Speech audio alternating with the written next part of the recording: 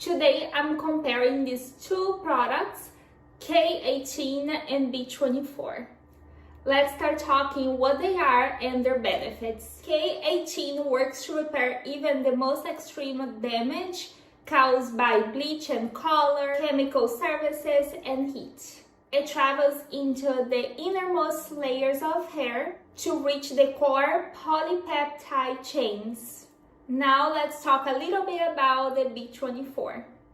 The amino acids in this product penetrates the hair structure and reconnects broken keratin chains, making our hair stronger. Both products are leave-in hair mask and they both act in only 4 minutes. Both products are rich in components to restore your hair. So after using both products, I want to share my personal opinion. So the B24 definitely made my curls more shiny and soft.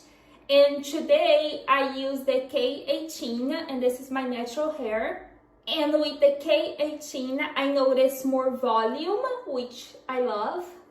I honestly like both products. They are very convenient. My personal suggestion for you is that if your hair is really damaged, go with the K18 first.